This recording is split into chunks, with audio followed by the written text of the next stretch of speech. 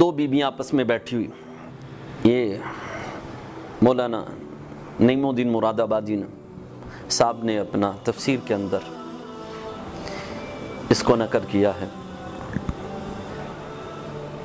کہتے ہیں کہ ایک عیسائی عورت تھی اور ایک مسلمان عورت تھی. آپس میں بیٹھے ذکر کر رہی تھی.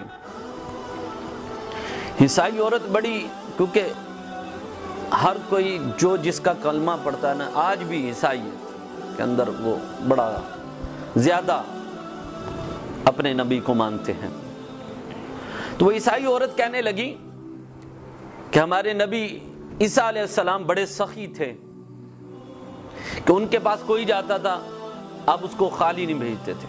کوئی بھی جاتا تھا آپ خالی نہیں بھیجتے تھے. تو وہ مسلمان عورت کہنے لگی کہ عیسیٰ علیہ السلام بڑے سخی ہوں گے، مانتے ہیں، بڑے سخاوت والے ہوں گے، لیکن میرے آقا سے بڑھ کر دنیا میں کوئی سخاوت والا نہیں ہے، ایسا سخی دنیا پہ کوئی نہیں. تو عیسائی عورت کہنے لگی ہمارے نبی عیسیٰ علیہ السلام تو جا چکے ہیں، تمہارے نبی تو حیات ہیں، ان سے دیکھ لیتے، آزما کے دیکھ لیتے. کیا آزما لو؟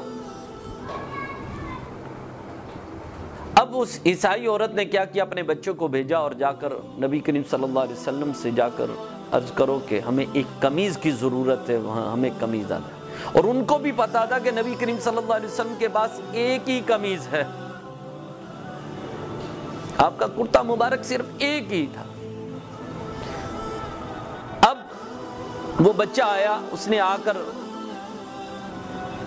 عرض کی کہ ہمیں ایک قمیض کی ضرورت ہے. نبی کریم صلی اللہ علیہ وسلم نے قمیض اتاری اور اس سائل کو دے دی.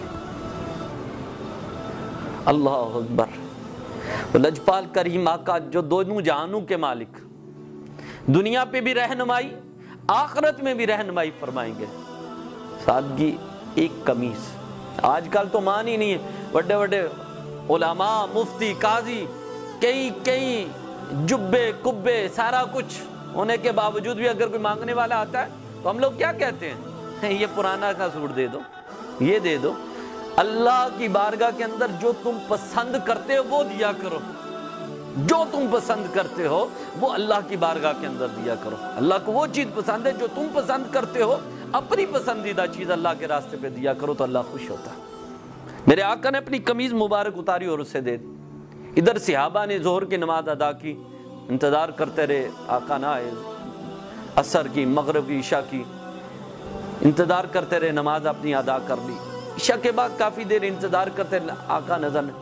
جب سرکار صحابہ کو آقا نظر نہیں آتے تھے تو صحابہ پریشان ہو جایا کرتے تھے کہ پتہ نہیں کیا بات ہے. اب سارے صحابہ نبی کریم صلی اللہ علیہ وسلم کے حجرے مبارک کے باہر، السلام علیکم یا رسول اللہ، السلام علیکم یا رسول اللہ. میرے آقا اپنے حجرے مبارک سے جب باہر تشریف لائے تو صحابہ نے دیکھ کر آنکھوں سے آنسو آ گئے کہ لجپال کریم آقا جن کے صدقے سے یہ دنیا قائم ہوئی، جن کے صدقے سے ہمیں سب کچھ ملا ہے، یہ ایمان کی دولت تک ہر چیز ہمیں قرآن بلکہ رحمان کی پہچان ہوئی ہے، آج وہ کریم آقا جب باہر تشریف لائے تو تن پہ قمیض نہیں. صحابہ کی چیخیں نکل گئی کہ جو ہماری رہنمائی فرما دے، جسم پہ قمیض نہیں. صحابہ کی چیخیں نکل گئی، آنکھوں سے آنسو صحابہ کے. اللہ اکبر. اتنی دیر کے اندر صحابہ کیا دیکھتے ہیں کہ وہ عیسائی عورت جو دیکھنا چاہتی تھی سخاوت میرے آقا کی، وہ اپنے پورے گھر کو لے کر نبی کریم صلی اللہ علیہ وسلم کے قدموں میں آ گئی اور عرض کرنے لگی آقا آپ کی سخاوت دیکھ کر سارے جتنے گھر والے ہیں ہم آپ کے غلام ہو گئے ہیں، آپ ہمیں کلمہ پڑھائیں اور مسلمان کریں. میرے آقا کی سخاوت کو دیکھ کر وہ جو عیسائیوں کا پورا گھر جو ہے وہ کلمہ پڑھ کے مسلمان ہو گیا. انہوں نے پھر قمیض واپس لوٹا دی. اللہ اکبر.